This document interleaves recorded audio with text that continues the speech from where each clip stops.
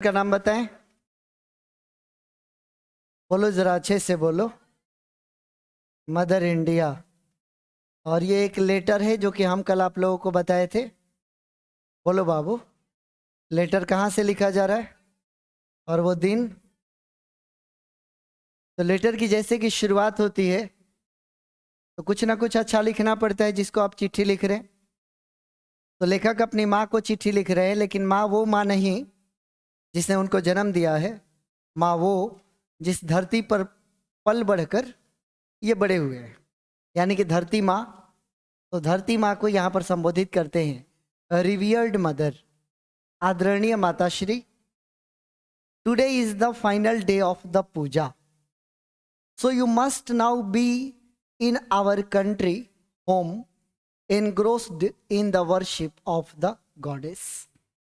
कहते हैं कि माँ आज पूजा का फाइनल डे है। पूजा बोले तो दुर्गा पूजा हमारे देश में बड़ी धूमधाम से होता है। बात अगर हम वेस्ट बंगाल की कर ले, बिहार की कर ले, उत्तर प्रदेश की कर ले तो और अधिक उत्सव के साथ मनाया जाता है दशहरा। बोलो बाबू। तो माँ से कहते हैं कि आज पूजा का फाइनल डे है, मतलब कि अंतिम दिन है। दशमी, बोलो दशमी ही होता है ना। तो आज अंतिम दिन है। तो माँ आज आप जरूर हमारे देश में होंगी, और चूंकि देश में चल रहा है देवी की पूजा और पूरा देश हमारा लीन हो गया है, एनग्रोस्ड हो गया है अपने देवी की पूजा में।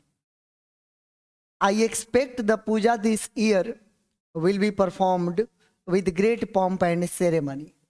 मुझे पूरी उम्मीद है माँ कि इस साल की जो पूजा की जाएगी उसको परफॉर्म किया जाएगा पूरे पॉम्प के साथ और पूरे सेरेमनी के साथ। ये मैं उम्मीद करता हूं। मैं उम्मीद करता हूं मतलब कौन उम्मीद करता है? नेताजी कह रहे हैं कि आई एक्सपेक्ट, मैं ये आशा करता हूं कि हमारे देश में जो इस साल की पूजा होगी बड़ी पॉम्प और सेरेमनी के साथ होगी। पॉम्प समझते हैं आप लोग? अरे कल ही तो बताए थे।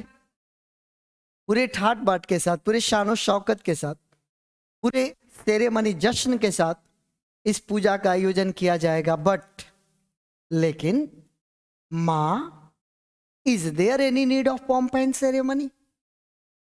जरा गौर करना, दोनों वाक्य में क्या कह रहे कि मैं ये जानता हूं कि हमारे देश में बड़े पॉम्प और सेरेमनी के साथ पूजा की जाएगी, लेकिन फिर ये सवाल करते हैं कि माँ, क्या पूजा में इन दोनों चीजों की भी जरूरत होती है क्या? क्या पूजा में भी पॉम्प की जरूरत है क्या? क्या पूजा में भी सेरेमनी की जरूरत है क्या? पूजा तो पूजा है भाई, लेकिन क्या पूजा में इतना जो ठाट बाट हम करते हैं, दिखावा करते हैं, क्या पूजा में इस चीज की भी जरूरत है? It is enough if we invoke the one we seek to attain with all our heart and in all sincerity, what more is needed. ये तो पर्याप्त है ना माँ, यदि हम केवल प्रार्थना कर ले, देवी की प्रार्थना जो हम पाना चाहते हैं उसके लिए अगर हम देवी से प्रार्थना कर ले पूरे हृदय के साथ, पूरी सच्चाई के साथ, तो क्या ये काफी नहीं है? व्हाट मोर इज नीडेड, इससे ज्यादा और किस चीज की जरूरत है? और क्या चाहिए? पूजा तो हो गया यार, देवी है, आराधना कर लो, प्रणाम कर लो पूरे समर्पण के साथ, पूरे मन के साथ देवी को प्रणाम कर लो तो तुम्हारी पूजा तो सफल हो जाती है। लेकिन पूजा में ये जो हम कर रहे हैं, बड़े बड़े शान शौकत दिखा रहे, बड़ा से बड़ा पूजा करने की कोशिश कर रहे, इसकी क्या आवश्यकता है? When devotion and love take place of sandalwood and flowers, our worship become the most sublime thing in the world. जो हम यूज कर रहे हैं सैंडल का वुड, और अगर इस सैंडल के वुड के जगह पर हम ये रख दें और इस फ्लावर्स के जगह पर अगर हम ये रख दें तो फिर तो हमारी जो पूजा होगी वो दुनिया की सबसे सबलाइम पूजा बन जाएगी, सबसे इंस्पायरिंग पूजा बन जाएगी। अगर हम चंदन की लकड़ी की जगह पर अपने समर्पण को रख दें, अपने भक्ति को रख दें, हम फूलों के जगह पर अपने प्रेम का अर्पण कर दें, पुष्प न अर्पित कर हम अपने प्रेम को अगर अर्पित कर देते हैं तब तो ये दुनिया की सबसे शानदार पूजा हो जाएगी। क्या यही काफी नहीं है मां? Pomp and devotion are incompatible, लेकिन हम जहां भी डिवोशन ले जा रहे हैं साथ में इसको भी ले जा रहे हैं। हमको लगता है कि जितना ज्यादा पॉम्प हम करेंगे देवी माँ उतनी ज्यादा खुश होगी। उनको लगेगा अरे भक्त मेरा बड़ा अच्छा समर्पण दिखा रहा है क्योंकि बहुत पॉम्प लेकर आ रहा है। बढ़ चढ़ कर लोग कंपटीशन कर रहे हैं पॉम्प के मामले में। अगर आपके गांव में 2 जगह मूर्ति रखी गई है तो कंपटीशन ये है कि किसका पंडाल सबसे शानदार दिखेगा। चलो भाई पंडाल तक तो ठीक है, इसके पंडाल में जो प्रतिमा होगी वो ज्यादा भव्य नजर आएगी। चलो ये भी ठीक है कि कौन किससे ज्यादा बाजा बजाएगा, ये भी भाई कंपटीशन है क्योंकि वो पंप है। यानी कि जितने ज्यादा स्पीकर्स हम लगाएंगे और जितने ज्यादा लाउड स्पीकर्स लगाएंगे देवी माँ तक हमारी आवाज उतनी जल्दी पहुंचेगी और देवी माँ खुश हो जाएगी, ये सोचकर कि ये वाला भक्त बड़ा ज्यादा डिवोशन लेकर आया। यानी कि हम अपने डिवोशन के साथ हमेशा पंप को मिलाने की कोशिश कर रहे हैं, लेकिन पंप और डिवोशन ये दोनों इनकम्पैटिबल है। इसका कोई मेल ये तो मिल ही नहीं सकता। पंप एंड डिवोशन को हम साथ ही नहीं रख सकते। अगर पंप है तो डिवोशन नहीं हो सकता और डिवोशन है तो फिर ये तो दोनों अलग अलग चीजें हैं भाई। लेकिन हम दोनों को मिक्स करने की कोशिश कर रहे हैं और हम ये दिखाने की कोशिश करें कि डिवोशन हमारा तभी अच्छा हो जाएगा जब हमारे पास पंप होगा। बात समझ पा रहे हो मैं क्या कहने की कोशिश कर रहा हूं? हमारे यहाँ तो आजकल का जो दिखावा वाला जो पूजा हो गया है उसमें तो हम यही कर रहे हैं। हम हो या आप हो, ज्यादा से ज्यादा पंप, जितना बड़ा पंप, पंप मैंने पंप मत समझ लेना। जब भी मैं पंप बोल रहा हूँ वो ठाट बाट बता रहा है। ज्यादा से बड़ा कंपटीशन होने लग रहा है और कंपटीशन में हम अपने डिवोशन को दिखाने की कोशिश कर रहे हैं। और जबकि ये दोनों चीजें कैसी हैं? इनकम्पैटिबल, मतलब जो कंपैटिबल नहीं है एक दूसरे के साथ, दोनों हो ही नहीं सकते साथ साथ। पंप दिखा रहे हो मतलब वहां डिमोशन, और डिवोशन दिखाने वाले को पंप दिखाने की जरूरत। This year I have a pang in my heart. माँ इस साल मेरे दिल में बड़ा दुख है, बड़ी पीड़ा है। माँ से बात कर रहे हैं ना, क्योंकि चिट्ठी तो माँ को लिख रहे। मेरे दिल में बड़ा दुख है, बड़ा दर्द है। It is a great sorrow, not an ordinary one. कोई छोटा मोटा दुख नहीं है, ये बहुत बड़ा दुख है मेरे मन में। वो पूजा के हालात को जब अपने देश में देख रहे हैं कि हम कैसे पूजा करने लगे हैं, तो अपने दिल के दर्द को अपने माँ के सामने बयां कर रहे हैं। और ये याद रखना कि ये माँ वो माँ नहीं जिन्होंने कि उन्हें जन्म दिया है, ये वो माँ है जहां पर ये पल बढ़कर बड़े हुए। यानी कि धरती को भी ये माँ कहते हैं और धरती वास्तव में हमारी माँ है, इसीलिए हम भारत माँ कहते हैं। बाकी शायद कोई देश माँ कहकर अपने देश को संबोधित नहीं करता, केवल वो देश का नाम रखता है। लेकिन हम भारत वाले लोग अपने देश के नाम में भी माँ लगाकर हम भारत माँ की पूजा भी करते हैं। इतना ज्यादा हम प्रेम करते हैं अपने पृथ्वी से, अपने धरती से, अपने मातृभूमि से, इसीलिए बार बार यहाँ पर माँ कहकर संबोधित कर रहे हैं। Okay, I shall be pining away at this place on the immersion day, but at heart I shall be with you all. There will be no happiness for me on such a sacred day. There is no help for it now. Tomorrow evening we shall send you our pranams from here. यह बात की जा रही है जब मूर्ति को विसर्जन करने का दिवस आ जाता है, यानी कि पूजा के अंतिम दिन। तो कह रहे कि मेरे हृदय में बड़ा दुख होगा जब इमर्जन डे आएगा। मेरे दिल में कोई खुशी नहीं होगी, क्योंकि उस दिन जब हम माँ की पूजा को करने के बाद 10 दिन के पश्चात जब माँ के प्रतिमा को विसर्जन करने के लिए जाते हैं तो मन में दुख होता है। ये बता रहे हैं कि ऐसे सैक्रेड डे पर मेरे मन में कोई खुशी नहीं होगी। अब जरा विसर्जन दिवस की कल्पना आप लोग कर लीजिए। आप अपने गांव में जो आप देखते हैं, अब आप देखने की कोशिश कीजिए कि वो विसर्जन दिवस और यहां पर जो ये लिख रहे हैं, क्या वो दोनों में कोई तालमेल बैठ रहा है क्या? हमारा विसर्जन डे एक अलग डे होता है अब प्रोबेबली पूरे समय तक पूजा में लगे हुए बच्चे उसी दिन की प्रतीक्षा कर रहे होते, सारा अपना अंदर का जो जोश जुनून, वो बंदा जो 364 दिन तक नृत्य कभी नहीं किया है, वो 365वां दिन वो उसका होता है, उस दिन नृत्य वो करेगा। नहीं सीखा है तो उस दिन सीखेगा, लेकिन करेगा। और हम लोग भी किए हैं, ऐसा ही होता है।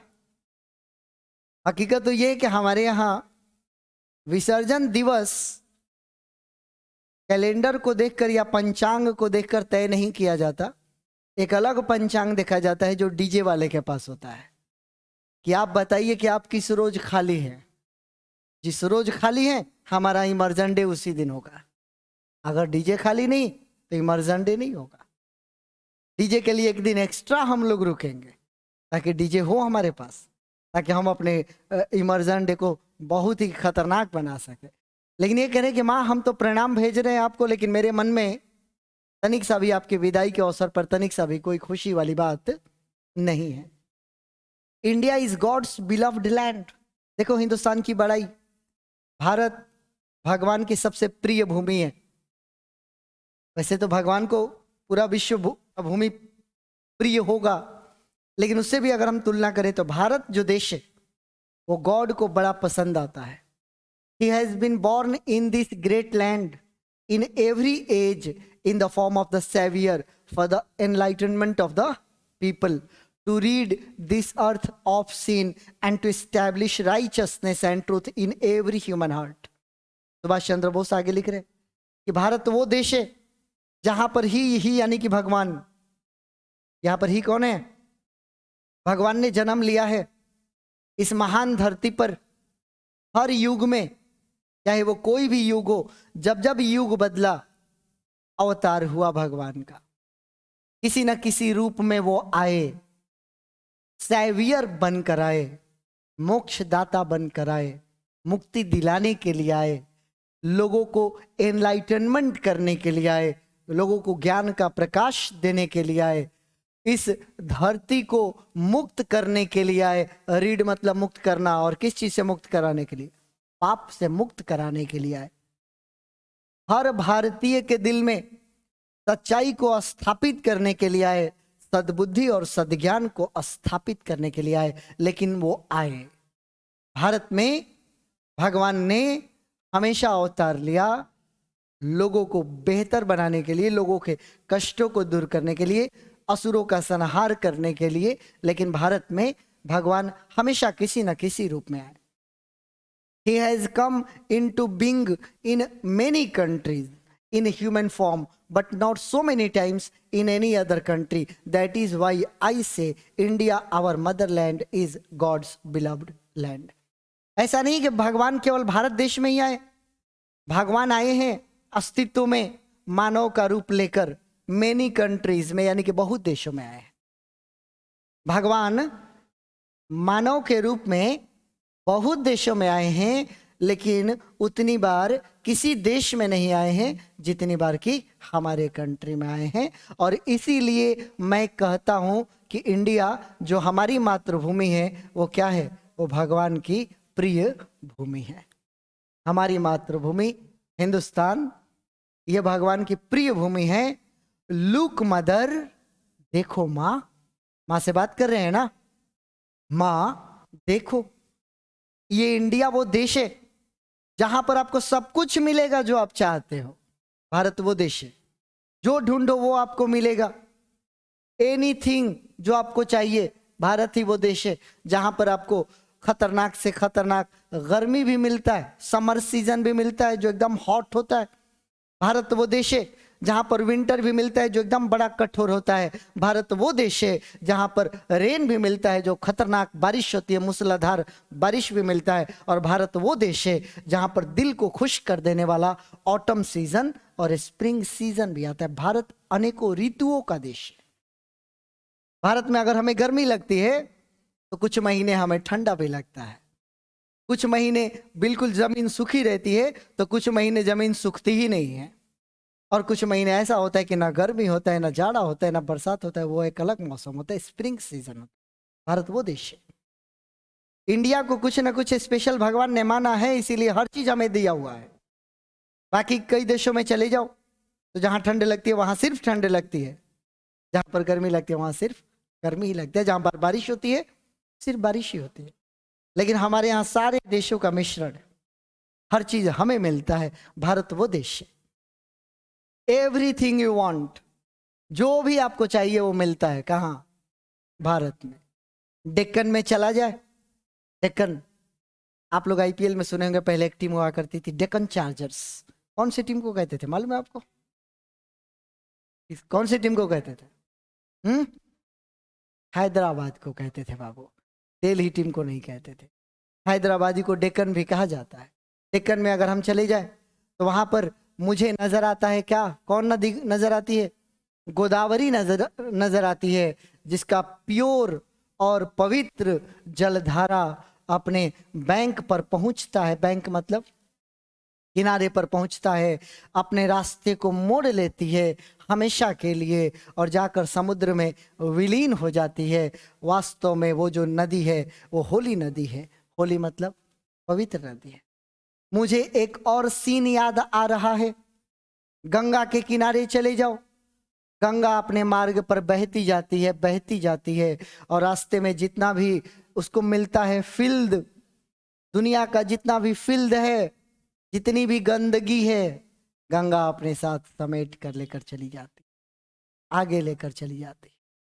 वो गंगा मुझे याद आता है, उसी गंगा के तट के किनारे योगी अपने अपने बैंक पर कलेक्ट हो जाते हैं, बटोरा जाते हैं, एक जगह पर इकट्ठा हो जाते हैं।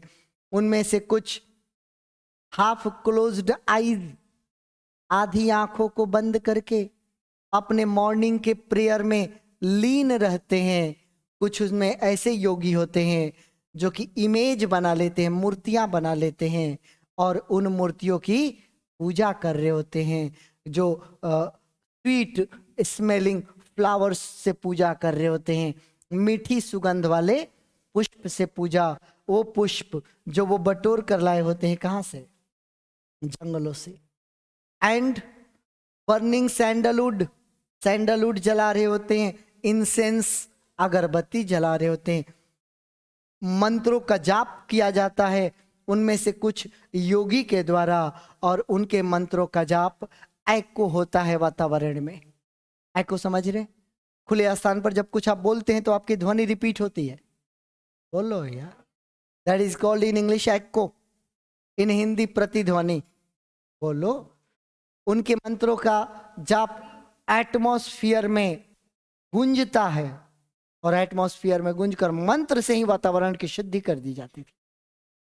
मंत्रों का जाप इसीलिए किया गया, मंत्र को अगर सही तरीके से और शुद्ध तरीके से जाप किया जाए तो मंत्रों में इतनी शक्ति है कि आपके वातावरण को जो है वो प्यूरिफाई कर देता है, पूरे एटमॉस्फेयर को। अभी भी मंत्रों का जाप होता है, लेकिन वो प्यूरिफाई करने के लिए नहीं, पॉल्यूट करने के लिए। हमारा तरीका बदल गया है। अब हम उस हिसाब से नहीं करें जिस हिसाब से हमारे पूर्वज किया करते। कुछ उनमें ऐसे योगी होते थे जो कि अपने आप को प्यूरिफाई करते थे, इसके पानी से? गंगा के पवित्र पानी से। कहते हैं ना, गंगा में स्नान कर लो पाप धुल जाते हैं। तो गंगा के पानी से अपने आप को प्यूरिफाई कर रहे होते हैं। कुछ ऐसे भी योगी होते थे जो हम करते थे, हम मतलब गुनगुनाना, गुनगुनाते रहते थे कोई ना कोई भजन। तब जब वो निकले होते थे चुनने के लिए, क्या, किस चीज के लिए? पूजा के लिए। पूजा के लिए जब वो फ्लावर्स चुनने जाते थे, गीत गुनगुनाते थे। हर चीज इतना नोबल लगता था, इतना नेक लगता था, इतना अच्छा लगता था कि आंख को ही नहीं माइंड को भी सुकून मिलता था। उन योगियों के जो पूजन का तरीका होता था, आंखों को ही नहीं मस्तिष्क को भी शांति देता था। तो लोग सुन रहा है मेरी बात? हमको कुछ अजीब कहने लग रहा, अजीब ताक रहा है तू लोग एकदम हमको। अब ठीक चल रहा है हैं? ये शांति में कोई को कहीं और होता है, टकटकी लगा लिया है वो है कहीं हो, तो जो उधर उधर गया हो लौट कर आओ। न केवल आईज को बल्कि माइंड को भी प्लीजिंग लगता है उनका दृश्य। बट लेकिन अल्लाह अभी नरेशन तो लोगों को पढ़ा रहे थे, अल्लाह का कैसा वर्ड है? दुख वाला, सुख वाला, क्या वाला? अरे बोलो बाबू, ये दुख वाला शब्द है। बट अल्लाह कहाँ गए?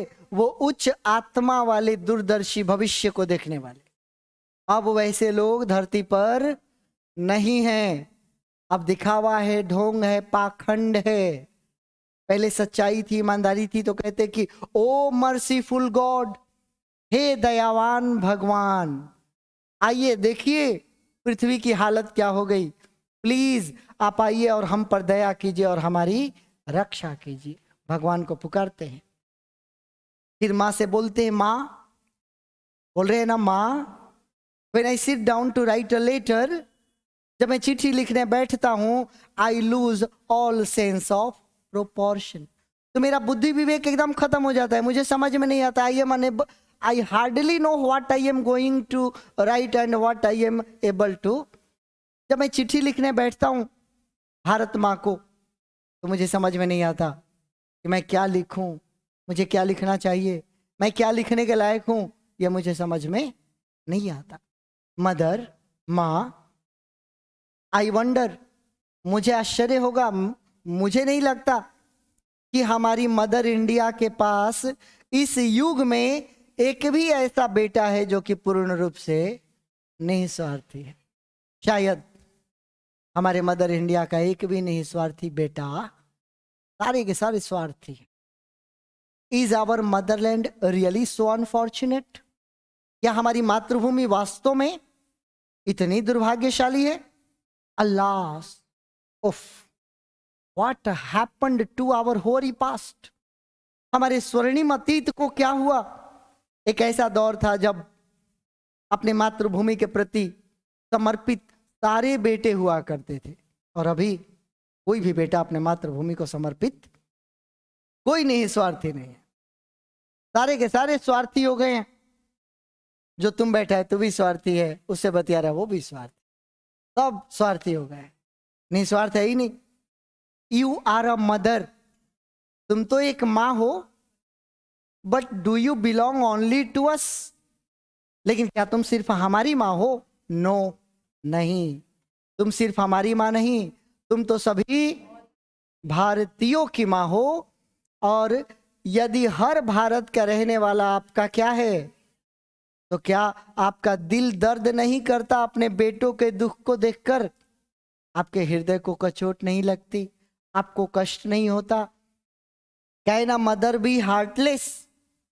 क्या एक माँ कभी निर्दयी हो सकती है? तो जवाब क्या देते हैं? No, that can never be, ऐसा कभी हो ही नहीं सकता। बिकॉज, क्योंकि एक माँ कभी हार्टलेस नहीं हो सकती।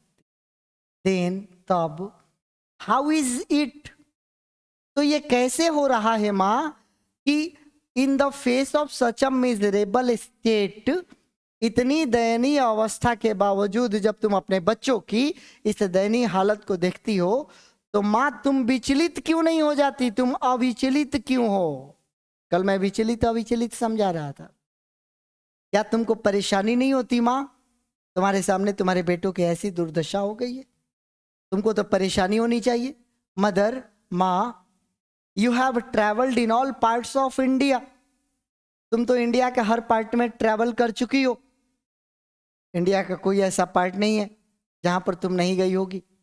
तुम तो भारत माँ हो, पटना, दिल्ली, मुंबई, कोलकाता, हर शहर में तुम जा चुकी हो। Does not your heart bleed? तुम्हारा दिल रोता नहीं अपने बच्चों के इस वर्तमान डिप्लोरेबल कंडीशन को देखकर? और बच्चे कौन है? माँ, हम तो बेटे हैं ना, तो हम इग्नोरेंट हो सकते हैं, हम सेल्फिश भी हो सकते हैं क्योंकि हम बेटे हैं। बट एक माँ कभी सेल्फिश नहीं हो सकती, क्योंकि माँ अपने लिए नहीं जीती, एक माँ अपने बच्चों के लिए जीती है। माँ कभी खुद के लिए नहीं जीती। माँ की जिंदगी पर जब सबसे गहरा खतरा आएगा, जब उसका जीवन संकट में पड़ जाएगा, तो वो ये कभी नहीं सोच रही होगी कि अब मैं नहीं रह पाऊंगी। वो हमेशा ये सोच रही होगी कि अगर मैं नहीं रह पाऊंगी तो मेरे बच्चे कैसे रहेंगे। बात समझने की कोशिश कर, क्योंकि माँ कभी अपने लिए नहीं जीती, माँ हमेशा हमारे लिए जीती। और हम भी अपने माँ बाप को बड़ी चाहते हैं, बड़ी प्यार करते हैं, तब तक जब तक हमारी उम्र छोटी होती है। उम्र हमारा बढ़ते जाता है, पता नहीं वो प्रेम कैसे परिवर्तित हो जाता है। छोटी उम्र में माँ कुछ पल के लिए आपसे दूर हो जाए, आप सबसे पूछते चलोगे, है मम्मी कहाँ है, मम्मी कहाँ है, पूछोगे कि नहीं पूछोगे। पापा काम पर गए हैं, लौट कर आएंगे, दरवाजा जैसे ही खटखटाएंगे और जैसे ही तुम आवाज, पापा की आवाज आएगी, तुम 3 तल्ला पर भी होगे ना तो दौड़ कर नीचे आओगे। तुमसे दरवाजा नहीं खुल सकता, फिर भी कोशिश करोगे। क्यों? क्योंकि पापा आए हैं। तब तुमको पापा तो बड़ी प्यार, बड़ी पसंद है, पापा का आना अच्छा लग रहा है। तब तक जब तक आपको ये लगता है कि मम्मी पापा के होने से हमारी सारी चीजें पूरी होती है, पापा आएंगे तो ये लाएंगे वो लाएंगे, हमारे मन में ये बैठा हुआ है। मेरा छोटा बेटा अगर दौड़ कर आता है दरवाजा मेरे लिए खोलने के लिए, कहीं ना कहीं उसके दिमाग में ये रन कर रहा है कि पापा आए हैं तो शायद मेरे लिए कुछ लाए हैं। जैसे जैसे उम्र बड़ा होते जाता है, बेटा आत्मनिर्भर बनते जाता है, उसकी निर्भरता अपने माँ बाप पर से समाप्त हो जाती है और उसका परिवर्तित होना शुरू हो जाता है।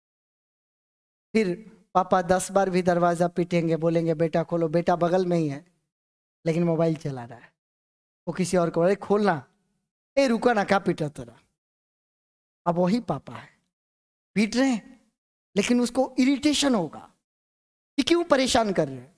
अगर 2-4 बार अधिक पीट दिए तो हो सकता है कोई खराब शब्द भी बोलेगा वो बेटा, इतना ठौर निके जात, घबराई बड़ा। वही बेटा है जो 3 तल्ला से दौड़ कर नीचे आया था, तुरंत खोलने की कोशिश कर रहा था, जबकि वो छोटा था, उसके नन्हे हाथ उस दरवाजे को नहीं खोल पा रहे थे, लेकिन फिर भी वो खोलने की कोशिश कर रहा था। आज उसके बाजुओं में ताकत है और वो ताकत उसके बाप की दौलत से कमाई हुई, जो अनाज वो खाया है उसी बाप के दौलत की बदौलत उसके बाजुओं में ताकत है। लेकिन अब वो बाजुओं की ताकत को मोबाइल को स्क्रॉल करने में लगा रहा है, वहीं पर मौजूद है लेकिन वो दरवाजा नहीं खोल रहा, क्योंकि वो भूल जाता है कि मेरा भी वो एक दौर आएगा, मैं भी कभी दरवाजे पर खड़ा होऊंगा, मैं भी खटखटाऊंगा, तब कोई और सोया होगा, वो मेरा बेटा होगा, वो भी मोबाइल स्क्रॉल कर रहा होगा। वो भूल जाता है कि मेरा भी ये दौर आएगा और इसीलिए वो अपने माँ बाप को इग्नोर कर देता है। लेकिन जिंदगी में ये हमेशा याद रखना कि आज जो है कल तेरा होगा और कल जो तेरा है वो किसी और का होगा। आना तो हर किसी का दौर है। कितनी मोहब्बत देखो कैसे परिवर्तित हो जाती है। तब बेटा माँ बाप के दीदार करने को बेताब होता है और अब वो माँ बाप का दीदार करना नहीं चाहता। सारी चीजें परिवर्तित हो जाती। तुम लोग जो यहाँ पर बैठे हुए हो, मुझे ताक रहे हो, बड़ी अजीब। जिंदगी में इस चीज से सीख लेना, ये दौर हर किसी का आता है और तुम्हारा भी वो दौर आएगा। अगर आज तुमने इग्नोर किया तो कल तुमको कोई और इग्नोर करेगा। दुनिया का सबसे बड़ा बैंक ये SBI और ये पंजाब नेशनल बैंक और ये बैंक ऑफ इंडिया और एक्सिस बैंक नहीं, तुम्हारे माँ बाप सबसे बड़े बैंक है। अगर जमा कर सकते हो तो जमा कर लो उस बैंक में, मोहब्बत की दौलत। सबसे ज्यादा इंटरेस्ट मिलता है जी, बाकी कहीं लिमिटेड इंटरेस्ट है कि 5%, 6% और 7% जाते जाते इंटरेस्ट दम तोड़ देगा। लेकिन शायद 100% से भी ज्यादा इंटरेस्ट तुमको मिलता है जब अपने माँ बाप के बैंक में तुम मोहब्बत जमा करते हो। क्योंकि आज अगर मोहब्बत दोगे तो तुम्हारी पीढ़ी देख रही होगी कि बड़े बुजुर्गों को कितनी मोहब्बत दी जाती है, तो तुम्हारी पीढ़ी ये देखेगी तो कल तुम्हारा जब दौर आएगा तो तुम्हारे साथ वो मोहब्बत देगा। समझ पा रहे हो? मैं कुछ समझाने की कोशिश कर रहा हूँ, बात पहुंची तू लोगों तक। जिंदगी में हमेशा ये कोशिश करो। देखो, माँ बोलते बोलते हमने हकीकत तू लोग को बताया कि वास्तव में एक माँ खुद के लिए नहीं, अरे बोलो जी, अपने बच्चों के लिए जीती है। और यदि ऐसा है माँ तो हाउ इज इट, तो ये कैसे हो रहा है कि माँ अभी भी अविचलित है। अविचलित समझ रहे हो ना, यानी कि परेशान नहीं है, जबकि वो देख रही है कि उसके बच्चे क्या हो रहे हैं, पीड़ित हैं उसके बच्चे, कष्ट में है उसके बच्चे। तब मैं ये क्या मानूं माँ कि क्या माँ भी सेल्फिश होती है?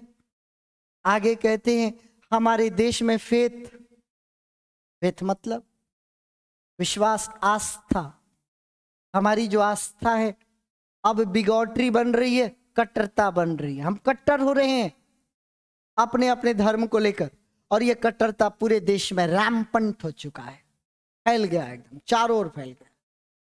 और इस कट्टरता की बदौलत हम बहुत सारा सीन कर रहे हैं, और जितना सीन कर रहे हैं उतना ही लोगों को मिजरी मिल रहा है, मतलब कि कष्ट हो रहा है। क्योंकि सीन करेंगे तो कष्ट भोगना होगा। पाप करने वाला व्यक्ति ये सोच रहा होता है कि पाप की सजा तो अगले जन्म में मिल रही होती है, तो इस जन्म में भरपूर किया जाए, क्या पता अगला जन्म कैसा होने वाला।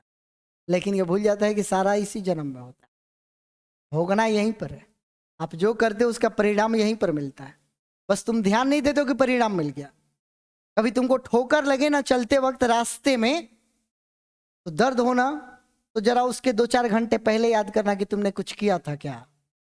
अगर गौर से सोचेगा तो कुछ ऐसा किया था जो गलत था, उसका परिणाम था वो ठोकर। और हमको लगता नहीं ठोकर लगा क्योंकि दिखाई नहीं दिया। तुम ये गौर किया कि तुम हमेशा उस रास्ते से जानते हो, तुमको उसी दिन ठोकर क्यों लगा? बात समझो मेरी, नहीं समझ रहा है। उसी सीढ़ी से जो रोज आदमी उतरता है एक दिन छटक के गिरता है, तो रोज क्यों नहीं गिरा? गिरा तो उसी दिन क्यों गिरा? जरा पीछे का जरा घटना सोचोगे ना तो पता चलेगा कि अरे हाँ, गिरने का रीजन था, कुछ किया तुमने जो तुमको नहीं करना था, वो गलत था, गलत का रिजल्ट था। और हम सोच रहे हैं पाप करें तो अगले जन्म में भुगतेंगे। बाइक से चलने वाला बाइक से गिर रहा है, रोज बाइक चला रहा है, लेकिन उसी दिन गिर रहा है, इसका भी एक रीजन होता है। कहीं ना कहीं एवरीथिंग इज डेस्टाइन्ड, सब कुछ पहले से तय है। जो तुम करोगे वो आगे तुरंत उसके बाद तुमको कभी ना कभी, थोड़ा कभी लेट से परिणाम मिलता है, कभी जल्दी मिलता है, लेकिन मिलता है। जो करोगे उसको भोगना है, चाहे जिस हिसाब से भोग। तो आज हम कष्ट में हैं क्योंकि हम सीन कर रहे हैं। माँ फिर पुकारते हैं, जहां भी मदर लिख रहे हैं वो पुकार रहे हैं, माँ does not the site of all this, क्या ये सबका जो दृश्य बन रहा है और ये जो सब थॉट तुम्हारे माइंड में आ रहा है, क्या ये सोचकर तुम्हारे आंखों में आंसू नहीं आ जाते? क्या तुम रो नहीं पड़ती माँ? क्या तुम रियली में ऐसा फील नहीं करती? ऐसा तो हो ही नहीं सकता माँ, क्योंकि तुम्हारे बच्चे जब कष्ट में हैं तो तुम ऐसा तो हो ही नहीं सकता कि विचलित ना हो, क्योंकि माँ तो कभी हार्टलेस हो ही नहीं सकती। माँ तो हमेशा दिल से अपने बच्चों को मानती है, माँ कभी निर्दयी। माँ कृपया करके एक बार जरा देखने की कोशिश करो, अपने बच्चों के कंडीशन को देखने की कोशिश करो। देखो कि तुम्हारे बच्चे हर प्रकार के कष्ट से जूझ रहे हैं, हंगर से जूझ रहे हैं, प्रेम की कमी हो गई है, नफरत चल रहा है अब चारों ओर, जेलसी से भर गए हैं लोग। जेलसी समझ रहे हो ना? ईर्ष्या से भरे पड़े हैं, और ईर्ष्या तो सबसे बड़ा मनुष्य के कष्ट का कारण है। ईर्ष्या, तुम देखो, एकदम समझने की कोशिश करो कि ईर्ष्या से लगभग अधिकांश प्रतिशत लोग ईर्ष्या से ग्रस्त हैं। जब भी बगल वाला तरक्की कर रहा है, हमारे मन में घुटन होने लग रही। बगल वाला कार खरीद लिया, घुटन होने लग रही। बगल वाले ने जमीन खरीद लिया, उसको देखकर घुटन। इंसान इस घुटन में जी रहा है कि फला फला फला के पास ये चीजें क्यों आई, और जितना देर ये सोचता है कि उसके पास क्यों आई, अगर उतना देर ये सोचे कि मेरे पास क्यों नहीं आई, तो शायद उसके पास वो आ जाता। लेकिन वो ये सोच ही नहीं रहा कि मेरे पास क्यों नहीं है, वो ये सोच रहा है कि उसके पास क्यों है। जेलसी, और जेलसी तुम्हारे मार्ग को हमेशा हैम्पर करेगी। हैम्पर करना मतलब, ला बुझाइए नहीं रहा है। हैम्पर करना का मतलब बाधित करना। इसलिए अपने जिंदगी, अपने लाइफ में कभी जेलसी मत आने दो, सेल्फिशनेस मत आने दो। कह रहे हैं कि माँ देखो, तुम्हारे बेटों की जिंदगी अब वास्तव में हेल बन चुकी है। हेल बोले तो नर्क बन गई। अल्लाह मतलब खुशी में, दुख में। कह रहे कि Allah what have we come to, ये हम लोग किस जगह पर आ गए हैं। माँ क्या जब तुम सोचती हो इन सारी चीजों के बारे में, तो क्या तुम्हारा मन एकदम रेस्टलेस नहीं हो जाता? रेस्टलेस मतलब बेचैन। क्या तुम बेचैन नहीं हो जाती? क्या तुम्हारे हृदय में क्राई नहीं होता? तुम रोती नहीं? तुम्हें पेन नहीं होता? माँ, क्या हमारे देश का कंडीशन बैड से वर्स होता जाएगा? मतलब बद से बदतर होता जाएगा? क्या भारत का कोई भी बेटा ऐसा नहीं होगा जो आए और इस हताशा और निराशा के दौर में अपने स्वार्थों को डिसरिगार्ड करे, उपेक्षा करे, अपने स्वार्थों का परित्याग कर अपने पूरे लाइफ को डेडिकेट कर दे अपने माँ के कॉज के प्रति, उद्देश्य, मातृभूमि के उद्देश्य के लिए अपने पूरी जिंदगी को समर्पित करने वाला? क्या भारत का एक भी बेटा आगे नहीं आएगा? क्या हमारे देश का कंडीशन बैड से वर्स होता जाएगा? माँ, आखिर कब तक हम लोग सोते रहेंगे? कब तक हम लोग इन अनावश्यक चीजों के साथ खिलवाड़ करते रहेंगे?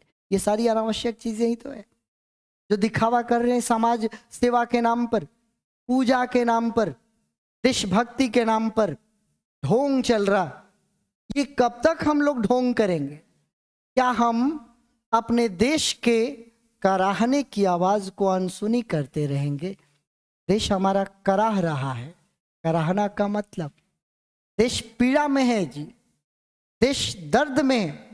क्या हम उसके दर्द की आवाज को यूं ही नकारते रहेंगे? आखिर कब तक हम ऐसे बैठे रहेंगे? और ऐसे बैठने का मतलब आप कुछ करना। ये जब दोनों बाहों को आपने मोड़ लिया, मतलब आप दर्शक बनना चाहते हैं। तभी ना आदमी ऐसे मोड़ता है जी, तमाशा चल रहा है, मुझे कुछ नहीं करना है। आखिर कब तक हम फोल्डेड आर्म्स के साथ बैठे रहेंगे और अपने देश की दुर्दशा को देखते रहेंगे? अब हम और ज्यादा वेट, अब हम और ज्यादा स्लीप नहीं कर सकते, हम और इंतजार नहीं कर सकते, हम और सो नहीं सकते। हमें झाड़ कर साफ करना होगा। हमारे शरीर पर बैठ गया है स्टपर और लेथार्जी। क्या क्या बैठ गया? नींद बैठ गई है हमारे शरीर पर, आलस्य बैठ गया है। अब हमें एक्शन में आना पड़ेगा। बट अल्लाह, लेकिन उफ, दुख तो इस बात का है कि कितने ऐसे बेटे हैं जो निस्वार्थी है।